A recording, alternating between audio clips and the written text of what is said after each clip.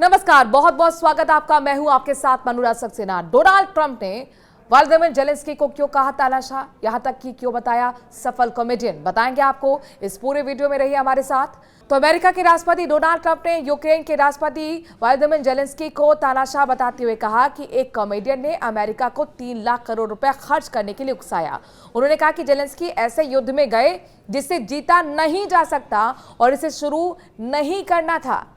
उन्होंने कहा कि अगर जेलेंस्की जल्द कार्रवाई नहीं करते हैं तो वो अपना देश खो सकते हैं। उन्होंने कहा कि जेलेंस्की चुनाव कराने से इनकार करते हैं।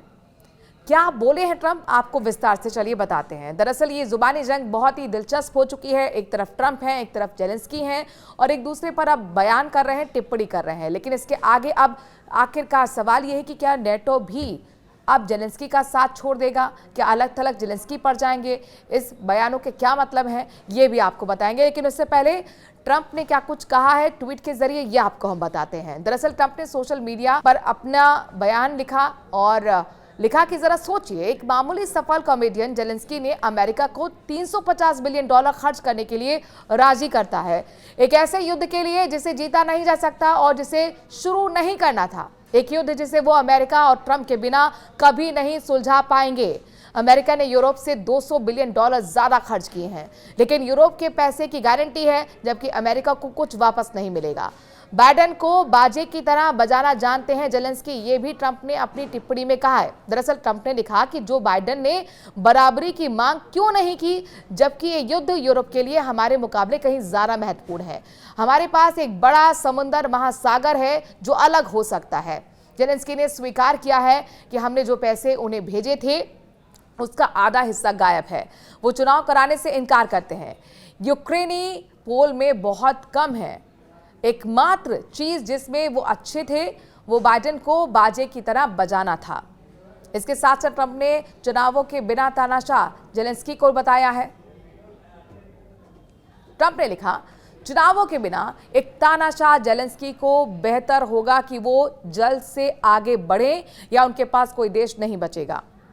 हम रूस के साथ सफलतापूर्वक बातचीत कर रहे हैं जो केवल ट्रंप ही कर सकता है। बाइडेन ने कभी प्रयास नहीं किए। यूरोप शांति की तरफ विफल रहा है। मैं यूक्रेन से प्यार करता हूं, लेकिन जेलेंस्की से बहुत बुरा काम यहां पर करते हुए जेलेंस्की नजर आए। उनका देश बिखर रहा है और लाखों लोग बेवजह मारे गए हैं। ये जारी है। जेलेंस्की ने ट्रंप को अब जवाब भी दिया है। बहुत महत्वपूर्ण है ये समझना कि आखिरकार जिस तरह की टिप्पणियां ट्रंप की तरफ से जेलेंस्की को लेकर की गई, यानी कि उन्हें तानाशाह बताया गया, उन्हें कॉमेडियन बताया गया, तो ऐसे में जेलेंस्की ने भी अपना जवाब दिया है और जवाब देते हुए कहा है कि वो यूक्रेन रूस के युद्ध के बारे में सच्चाई का सम्मान करें और रूस द्वारा फैलाई गई गलत सूचनाओं से दूर रहें। दरअसल ये ट्रंप के लिए कहा गया है जेलेंस्की की तरफ से। आगे उन्होंने कहा कि उनकी लोकप्रियता रेटिंग को लेकर भी झूठ फैलाया जा रहा है। उन्होंने कहा कि उनके पास यूक्रेन की 58% जनता का समर्थन है। उन्होंने कहा कि अमेरिका रूस को पीड़ित के रूप में चित्रित करता है और अमेरिका ने वर्षों से पुतिन को अलगाव से बाहर लाकर मदद की है। 2019 से आपको बता दें कि राष्ट्रपति बने हुए जेलेंस्की, और जेलेंस्की 2019 में 5 साल के लिए यूक्रेन के राष्ट्रपति बने थे। इसके बाद रूस यूक्रेन का युद्ध शुरू हो गया, जिसके चलते देश में मार्शल लॉ लागू हो गया है। इससे यूक्रेन में चुनाव नहीं हो पा रहे हैं और जेलेंस्की पद पर बने हुए हैं और इसी पद पर बने रहने को लेकर ट्रंप ने उन पर तंज कसा है, जमकर हमला बोला है। ऐसे में अब जाहिर तौर पर, साफ तौर पर जिस तरह से ट्रंप ने संकेत दिए हैं, जेलेंस्की पर करारा वार किया है, ऐसे में अब चर्चा शुरू हो गई है अंतर्राष्ट्रीय मीडिया में, अंतर्राष्ट्रीय जगत में, कि क्या अब नेटो भी जेलेंस्की से अपना साथ छुड़ाएगा। हालांकि नेटो की सदस्यता को लेकर ही जेलेंस्की से चिढ़ गया था रूस और उसके बाद से युद्ध की शुरुआत हुई। तो ऐसे में अब देखना होगा कि आखिरकार नेटो का अगला कदम क्या होता है।